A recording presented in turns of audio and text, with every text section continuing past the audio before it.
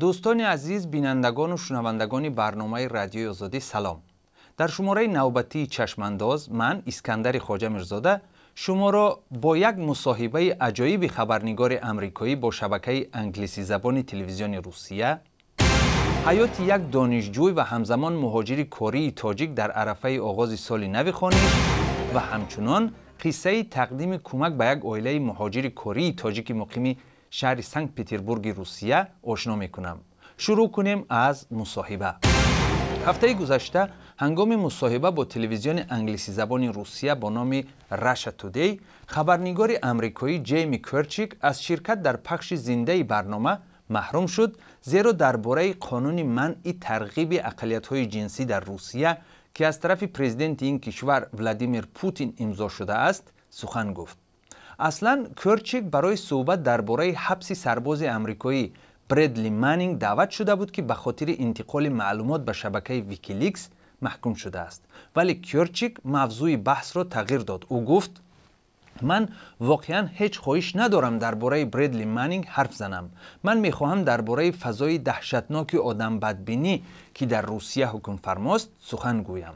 کرچیک 2 دقیقه بدون ایست صحبت کرد و با خطاب به خادمان تلویزیون راشا تودی گفت شما 24 ساعت درباره امریکا دروغ میگویید و در 2 دقیقه‌ای که من دارم میخواهم حقیقت گویم. حالا جیم در خط ویدیو با ماست و از او خواهش میکنم درباره این مصاحبهش تفصیلات بیشتر دهد. وقتی من به صحبت با تلویزیون‌های زیر نظارت حکومت‌های خودکامه شبیه شبکه راشا تودی و یا شبکه تلویزیونی انگلیسی زبان ایران پرس تیوی دعوت می‌شوم، من عادتاً دعوت را رد می‌کنم. به عقیده من شرکت در برنامه‌های آنها اعتراف شرعیت این شبکه‌های ترغیباتی است. در قضیه اخیر من استثناء کردم، زیرا حالا وضع روسیه در مقیاس جهانی دهشتبار است. نقشی که کرمل بر دوش گرفته است منفی به نظر می‌رسد. من از امکان استفاده برده خواستم خبرنگاران راشا تودی را شرمسار نموده به بینندگان خاطر نشان کنم که در روسیه احساس انسان بدبینی یا خود هوموفوبیا اوج گرفته است.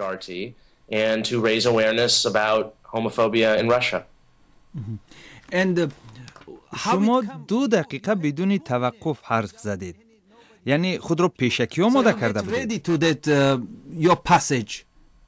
Yes, I prepared what I was going to say in my mind and I بله، میخواستم تمامی حرفم را پیشکی آماده کنم. امید داشتم که سخنی بیشتر خواهم گفت. دعوت میکنم که مقامات روسیه هنرمندان محبوس گروه پوسی رایوت، صاحبکار میخائیل خودورکوفسکی و دیگر محبوسان سیاسی را از زندان رها کنند. میخواستم تجاوز 5 ساله گرجستان را محکوم کنم. امکان نشد، ولی به هر حال در 2 دقیقه حرفی کافی زدم.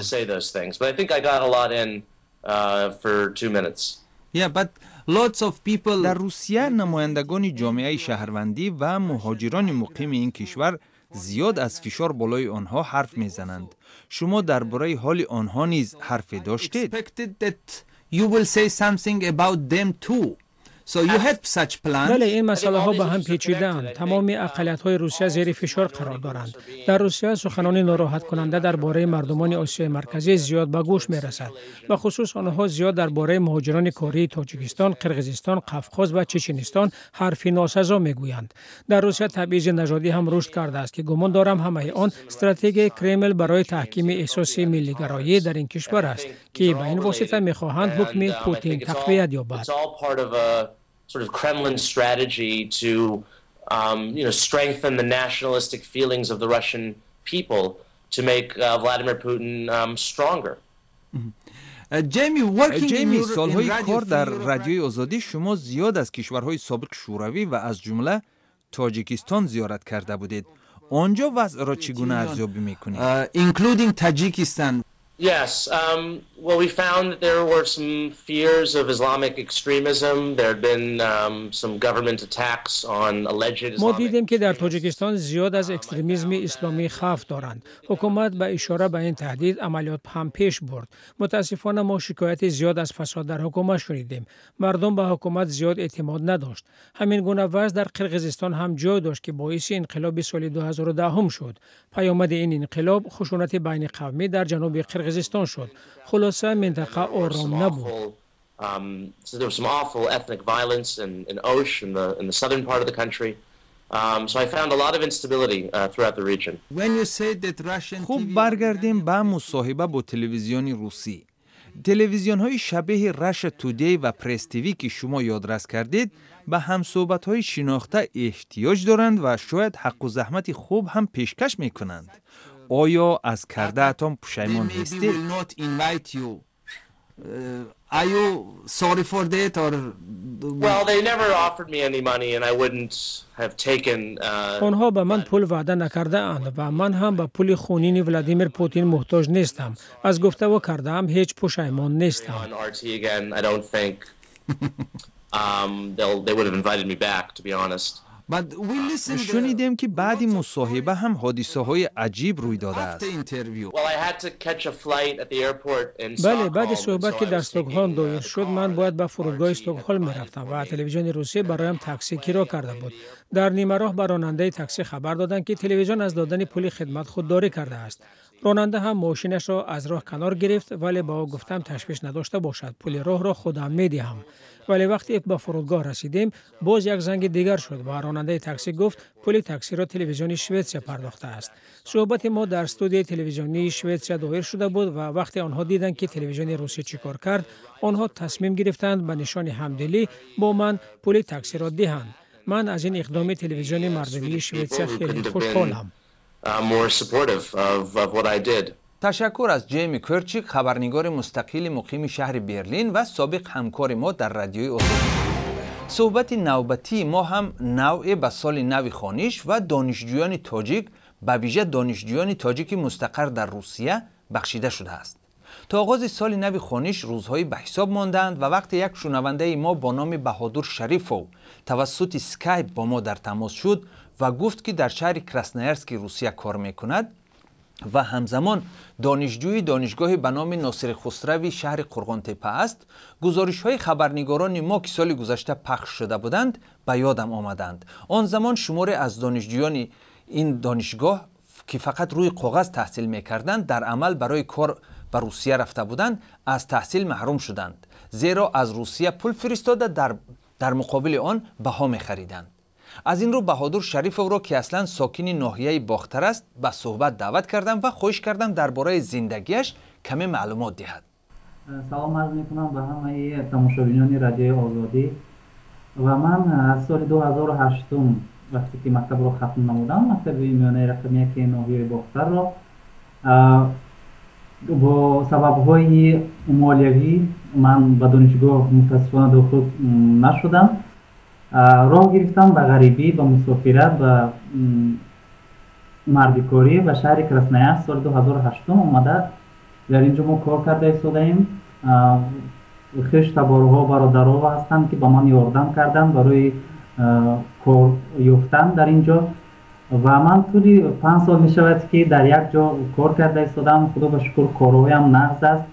اول من آمدم زبان روسی رو کمتر هم نمیدونستم و خوشبختانه طی چند ماه من به زودی زبان روسی رو از خود کردم. حالا بهادر در کراسنایرسک با چیکار مشغول هستید شما؟ حال من اپراتور پروداویت، یعنی فروشنده، اپراتور، کنسولتانت، товарهای برای کودکان، детские продукты، молочный، شیر و قطیقیس. و در عین زمان شما در شهر قرغانتپه هم دانشجو هستید. در اونجا چی می آموزید؟ من سال 4 دانشگاه کورس 4 فاکولته فیلولوژی دانشگاه قرغانتپه هستم. یعنی شما تحصیل شما غایبانه است؟ بله غایبانه است، زبان ادبیات. بعد یعنی حالا در وقتی در کراسنایرسک هستید کی وقت میابید که شما تحصیل کنید، مثلا گویم شعر آموزید و زبان آموزید؟ و من با همراه خودم کتاب ها آوردگیم، اینجا مطالعه میکنم، غزل های رودکی و فردوسی و خیام و غزل های لایق شیر علی. خب وقتی انسان در غریبی است ارزیابی و ارزش ها عموما تغییر میابند. حالا شعرهای کی به شما معقول است در غریبی؟ در غریبی شعرهای رودکی، شعرهای لایق شیر علی که برای مادرش شعرهای خیلی خوب گفته است ما بسیار گزارش‌ها در گذشته البته بودند که در بعض دانشگاه‌های تاجیکستان دانشجویان به مهاجرت کاری رفتند و غیر قانونی بها میگیرند و اصلا خودشون به تاجیکستان هم نمیروند. یعنی شما این خیلی وضعیت شما این خیلی نیست، کاردهنده شما هم به شما جواب میدهد و آگاه هستند که شما دانشجو هستید. بله من وقتی که به کار در اومدم گفتم که منم خیلی پرابلم هست، منم خیلی وضعیت من هستم، من دانشجو هستم در تاجیکستان. اگر شود من سیسی ها می شود به من جواب دهد. اون کس وقتی که من طول یک سال کار کردم دیدم که خوب کار میکنم، یگان دروغگو یگان دوزی نیست. وقتی که راستقو هستی همه وقت در نظر و همه وقت تو رو میفهمن زودتر. با من هر سال من جواب میتیم، من رفته سنجشوی خودم رو میگیرم در تاجیکستان. و شرایط کاریتون هم همش قانونی است، یعنی مهاجرت شما قانونی است، شما پلیس همون بیمه صحتی هم دارید و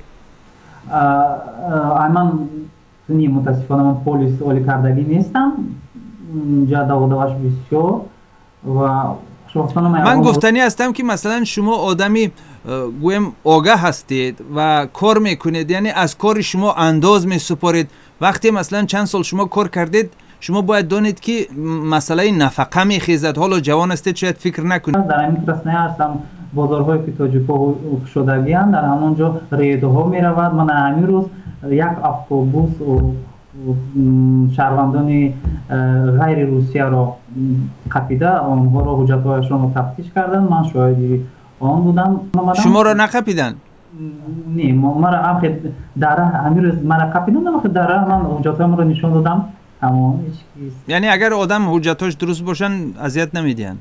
نه. آیا مثلا شما حالا تحصیل میکنید وقتی معلومات عالی میگیرید در جای کارتان هم تاثیر خواهد داشت؟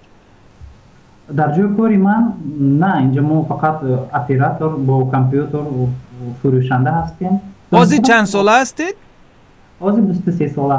یعنی بعد یک 10-15 سال برگشتید بعد فکر میکنید که دانشتان کافی میشود برای معلم شدن یا مثلا تعلیم زبان و ادبیات؟ خودم باور دارم. در دراز مدت خودتان را در روسیه میبینید یا در تاجیکستان؟ آرزوی ندارم که اینجا با ایستم و زندگی کنم، کمک کنم. وطن است، عزیز است، یار و برادر، پدر و مادر در آنجا تو رو انتظار است و هر روز تو فکر آن رو میکنی که زودتر به وطن برگردم و دیدار پدر و مادر، خویش و تبا یار و اقربا کنم. تشکر از بهادر شریفوف، مهاجر کاری تاجیک مقیم شهر کراسنویارسک روسیه و همزمان دانشجوی دانشگاهی به نام ناصر خسروی شهر قرغانتپه. امیدوار میشویم که به هر حال تحصیل برای کار و بالاخره کار برای تحصیل بهادر کمک خواهد. در برنامه‌های گذشته ما درباره نیازمندی یک عائله مهاجر تاجیکی مقیم شهر سنت پترزبورگ روسیه گزارش داده بودیم و حالا معلوم شد که یک شرکت تاجیکستانی با مبلغ 130,000 روبل روسی به این عائله کمک کرده است. بعد از نشر این برنامه ما باز یک پیام گرفتیم که در آن نوشته شده است: السلام علیکم. در صورت‌های روان کرده‌ام کودک است از عائله نیازمندی محتاج به دستگیری. این کودک نقصان مادرزادی دارد و هنوز امکان طبابتش هست. بسیار خوب میشد تا رسمش را در سامانه اتان جای میدادید تا سخاوتمندی حقیقی پیدا شود که طبابت این طفل را برداشت گیرد. نام و نسبش ذکیر فیض‌الدین، سال تولدش 18 ینوری سال 2001. پدرش روشن است و تلفن هم دارد، تلفنش هم در دست ما هست. اگر واقعا یگان سخاوتمند، صاحبکار سخاوتمند سرمایه‌دار پیدا شود و حاضر باشد که به این آدم کمک کند، ما هم حاضریم با آنها همکاری کنیم تا شماره چنین کودکانی که از یاری‌های مردمی سخاوتمند بهره مند هستند بیشتر شود. و در همینجا چشمانداز حاضره به پایان میرسد. خدا حافظ شما.